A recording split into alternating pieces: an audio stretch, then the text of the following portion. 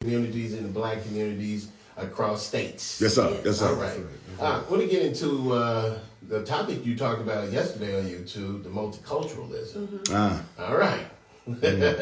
You gave it direct. At the 19th minute mark, I noticed where you said where black people would feel uncomfortable, supposedly in a room full of different races of people. Yes. Okay, could you reiterate that? Because of the low racial self-esteem that we have as a group, and because of the psychological hopelessness that we suffer from as a people, and because of the psychological homelessness that also affects us as a community, whenever we get around non-black people, especially white, but it's true for all groups, we tend to want to play the court jester.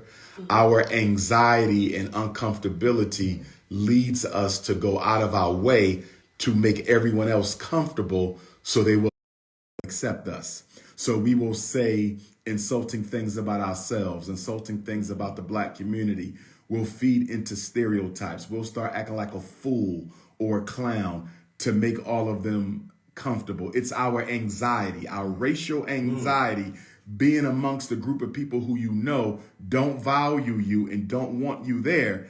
It often triggers subconsciously in the mind of a Negro that plantation slave mentality and that plantation slave behavior that says we have to keep the master comfortable at all costs. But in that statement, you're saying, so you don't think that the other races of people, when they're around the other races of people, think the same thing or tend to do the same type of, or have the same type of behavior? To some extent, yes, I've seen it, but not to the extent we do it. Right. Not to the extent we do it. Because when we walk into a room, one thing is absolutely clear. Nobody else in the room really desires us to be there.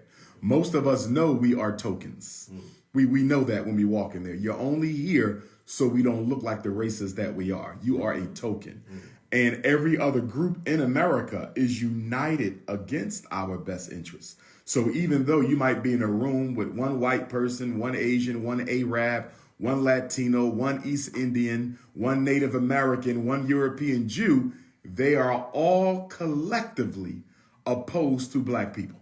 So multiculturalism is a sham and a farce because nobody's interested in inclusion for black people. Okay. If they were interested in inclusion for black people, you wouldn't see as many homeless. You wouldn't see as many incarcerated. You wouldn't see as many unemployed. Someone would have to show me the inclusion for black people. Even when you look at affirmative action, which was supposed to be the inclusionary policy, it benefited homosexuals, physically white handicapped, and white women more than it benefited black people. Although on paper, the Civil Rights Bill, the affirmative action policies claim to be inclusionary programs, they never sought to include black people, only to give you the illusion of inclusion. Okay. So how about when they use the term people of color? People of color is a distractionary term. So what people of color says is we don't want to empower blacks, but we can't come out and say that. We have to look like we care. So what we're going to do is we're going to lump all non-white people in this generic term of people of color. Right. This way, it looks like we're talking about black people. Right. We're serving black people, but we're really talking about all non-whites who are other than black. Right. So for example, let's say Jackson, Mississippi, hypothetically, you look at the city and you say, or the state, let's look at the state of Mississippi. What percentage of state contracts went to black people? The governor may say, we gave 20% of our contracts to minorities or people of color. I didn't ask you how many contracts you gave to minorities. And I didn't ask you how many contracts you gave to people of color. I asked you how many contracts you gave to black people. Because guess what? If we allow ourselves to be clumped in with all non-whites as people of color, they can give 20% of the contracts to people of color and not a single black get one. You see that? Yes. Exactly. So the definitions that we use that allow us to be multiculturalized in with other anti-black, non-white people will ultimately be used to disenfranchise us. But psychologically, they get away with it because we as a race are not comfortable standing alone. That's why whenever we have a march or protest, if you notice, most of the time when we speak, we're including other groups in who have nothing to do with it. Take the George Floyd protest. Everybody who spoke spoke of the issues of Latinos, spoke of the issues of homosexuals, spoke of the issues of brown and yellow and poor white. Back to black. Never came back to black. So how can you make the government prioritize your issues as black people when you yourself won't even prioritize your issues as black people? Now, multicultural to me is a spectrum, right? So when you said that, you focused on one situation. So when you say multiculturalism is not the way for black people, what if, you love who you love? That ain't got nothing to do with it. We're talking about political, economic empowerment. Okay. But it's still on that spectrum. Okay. See what I'm saying? But if we're going to be multicultural, then let's multiculturalize the money. Let's multiculturalize the banks. Let's multiculturalize the land. Let's multiculturalize the assets. Let's multiculturalize the political power. When we have conversations about multiculturalism, it tends to be limited to social integration. Okay. Can we go and sit at the park together? Can I go sleep with a snow bunny? You understand? Can my child get enrolled at a white private school? Right. We're not talking about that. You understand me? Gotcha. Charitable inclusion. We're talking about meaningful economic and political empowerment for blacks. If America is as multicultural as she claims to be, and we are 12 to 17% of the population, why don't we own 12 to 17% of the wealth? Yeah. You understand me? I got you. For me, multiculturalism is about the politics and the economics. I could care less about the social. Okay. I have no problem with white people who don't want to live with black people. No problem at all. Okay. I'm dealing with assets, resources, privileges. Now, here's with that question. Whose job is it to let us as black people know where the resources are? Because a lot of times the information is right there where we are, and we won't even read it. That's true, but a lot of times the information is not right there where we are. Let me give you an example. I work in the schools. I'm a school psychologist, right? All right. Most black parents don't know their rights. They don't know that they have a right to refuse the special ed eval. They don't know they have a right to refuse the ADHD eval. They don't know that the school does not have the right to make them go put their child on drugs. They don't know if they don't agree with the evaluation, they got a right to a second opinion. They don't know. Now, does the school give them a handout when you sign a permission form? There's something called a notice of rights. It's a thick packet. You can read it straight through. But if you're not in the field of special education or school psychology, you don't know what the hell they're talking about. Okay. But then when your child ends up spending 12 years in special ed, the system would turn around and say, if you would have read your rights, you would have saw that if you didn't agree with the diagnosis, you could have got a second opinion. But the way in which y'all explain these rights are not necessarily understandable by lay persons. The power structure works the same way. They'll say it's on paper, it's right there for y'all to see it, but where they put it and how they explain it is done in such a way to still keep you ignorant about what's going on. So we got to be careful about saying the information is there. The information is not presented for black people the way it's presented for white people. Thanks.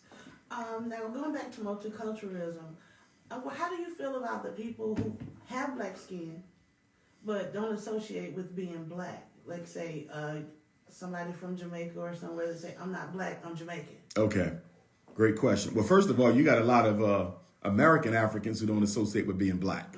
So let's be clear about that. Supreme Court Justice Clarence Thomas, straight up a descendant of enslaved Africans, you understand? And don't associate with being black. You know what I mean? You look at all the black celebrities who marry white girls, they don't associate. So this whole notion of not association with black people is not limited to African immigrants, as some people would posit the narrative. We have just as many American Africans who are as guilty of the same thing. For me, coming from a Pan-Africanist perspective, it is a problem within the race. It is not a problem of any particular branch of the African family. In other words, I see the same thing in the Caribbean, where you have African people who don't want to be bothered with African people. I see it in the UK, where you have African people who don't want to be bothered with African people. I see it in Africa. I see it in South America. That is a problem of the race. Why do you think that is? Self-hatred. Nobody wants to be associated with anything they consider to be an object of ridicule. Black people will always be scorned by everybody, even our own people, until we make ourselves an object of respect. And we cannot make ourselves an object of respect by begging white people to solve our problems. White people are never going to solve black people's problems, but they will keep you believing that they will, i.e. the Democratic Party, i.e. the President of the United States, i.e. the Congressional Black Caucus.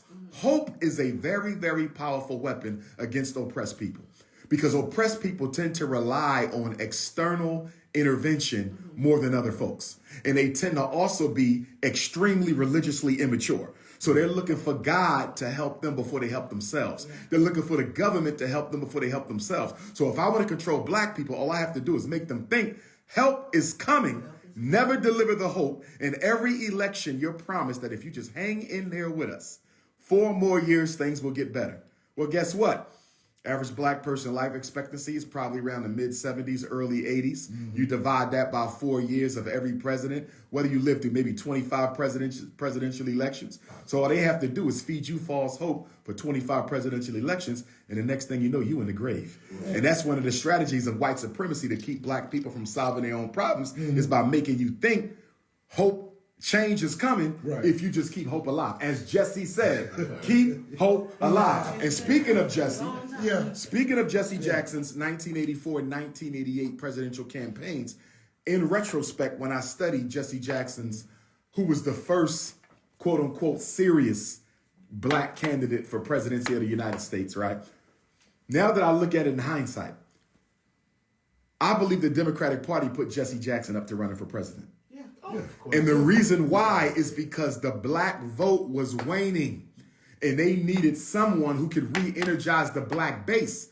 So what we're going to do is put Jesse out there. We know he can't win. He know he can't win, but he will energize the black vote and he will bring them back to the Democratic Party. And after he loses the caucus and the major Democratic candidate is anointed, all those black people who put their hope in Jesse will simply transfer the hope to the new white savior of the Democratic Party. That? I asked this question last time you was here. Like, how do we galvanize blacks to get on one accord to, think it's the same way to get off the plantation from being democratic or anything that, of that nature? Like, what are some of the things we can do to galvanize the people as a whole to give them, incentive or maybe even hope at the same time? Here's the big problem with that, and that's a very good question you asking, my brother. You got a couple issues. Number one, black people approach all of our problems from the perspective of religion.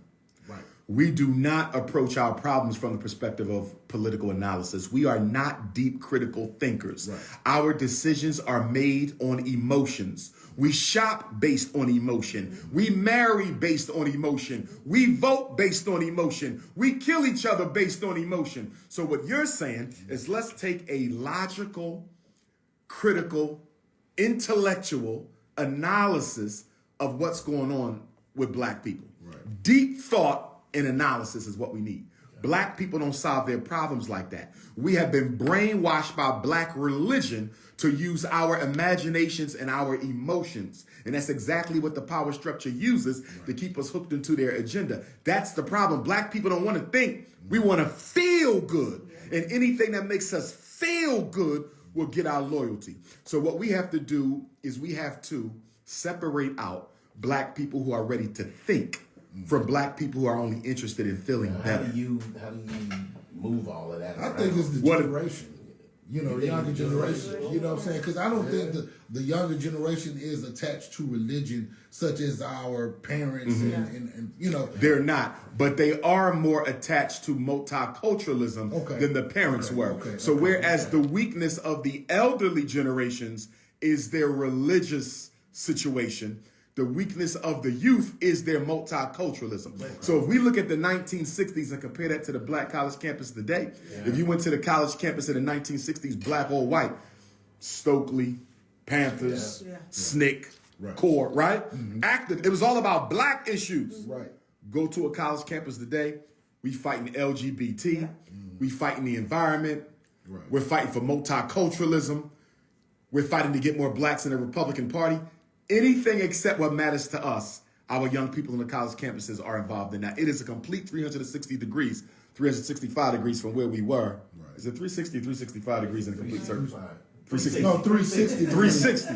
It's a complete 360-degree turn from where we was back in the 1960s. They have multiculturalized our young people, and our young people are also more materialistic. That's another weakness. So the strengths of the elders are the weaknesses of the youth, and the strength of the youth are the weaknesses of the elder. So the youth are very much more about X's and O's, measurable gain. But they're also more selfish, and they're also more multicultural. But where's the sweet spot in that? I think the sweet spot is with us. Okay. You're talking about our generation. Yeah. With the Right. sweet spot.